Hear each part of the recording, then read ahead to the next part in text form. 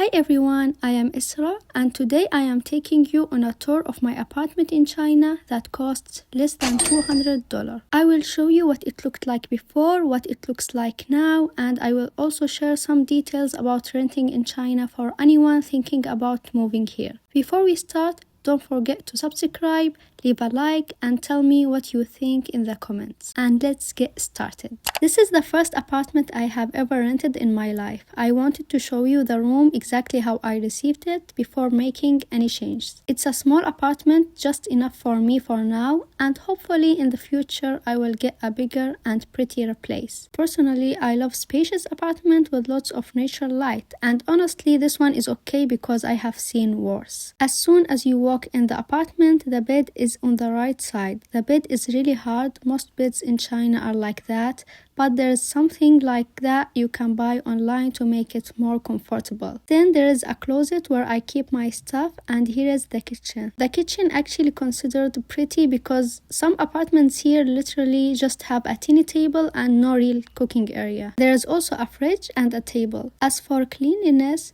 the apartment was not clean when I got it. As you can see, the table was dirty and over here too. Plus the room smelled like cigarettes and there was cigarettes ashes left behind. I don't know why people smoke inside rooms. And here is the bathroom. It's really tiny and the door is transparent, but there is a curtain covering the bathroom. Honestly, I don't know why Chinese apartments and hotels love transparent bathrooms because they are everywhere here. And here's the washing machine. The problem with bathroom is that there is no sink. Over here there is a huge window with a view over trees and the street, and behind to the bed there are shelves that I can decorate. Now let me show you the apartment after decorating it. First of all, the place needed deep cleaning, so I spent a lot of time cleaning everything. As soon as you walk in, I added this beautiful rug, and honestly it made the room look so much better. Here is the bed, and you will probably notice the brown and beige theme going on. And here are the shelves. I added a plant, a horse painting, and a notebook. On top,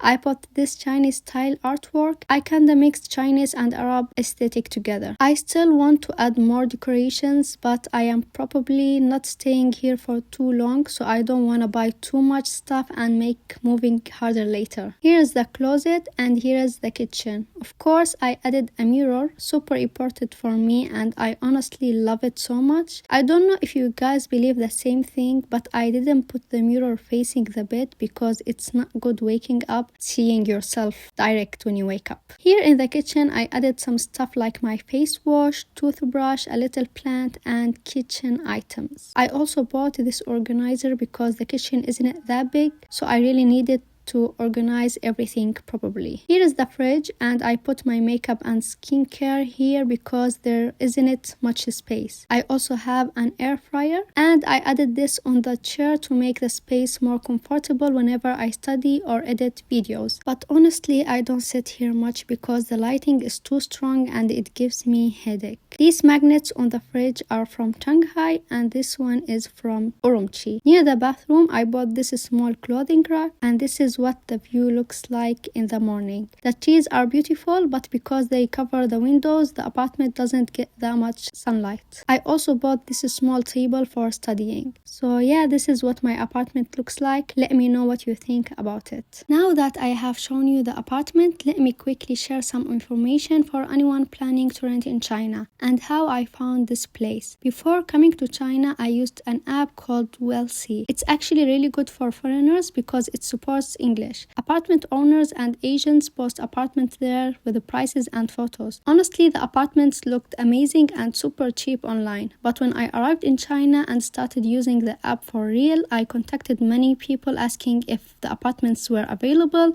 and whether I could see them. Then when I met them in person, they had suddenly say the apartment wasn't available for foreigners, or they took me to completely different apartments that looked nothing like the pictures. So basically, a lot of them used fake listings just to attract people. It was such a waste of time. After that, I switched to this app. There are a lot of apps like Zerom and others. What I did was choose the city and area I wanted. Then I would get tons of options. After that, I contacted agents, asked them to send me videos, and then met them in person. again. The apartment hunt took me about 2 weeks and it was exhausting because it was Ramadan at the time and I also had classes. I just wanted to settle down as quickly as possible so I could focus on studying. One day I actually found an apartment I liked, but the next day I was supposed to see another apartment closer to my university through my friend. So I told them I would confirm the next day and the apartment got rented immediately. In the end, I chose this apartment because I got tired of searching. It's around 15 minutes away from my university, but it's spacious and the price is good, less than $200. Apartments near the university are extremely expensive, tiny, and old. Another thing that you should know, if you rent through an agent, you usually have to pay them half a month's rent as commission the first time. And for the landlord, you normally pay double rent upfront, first month's rent plus a deposit. When I rented this apartment, I knew just few words in Chinese, so I used Translate app to communicate. So don't worry too much about communication. And of course, if you move to a smaller city or places farther away from Shanghai, you can find apartments for the same price but much bigger. So it really depends on the city and the location. I hope this video helped anyone thinking about renting in China, and see you again in the next video. 再见.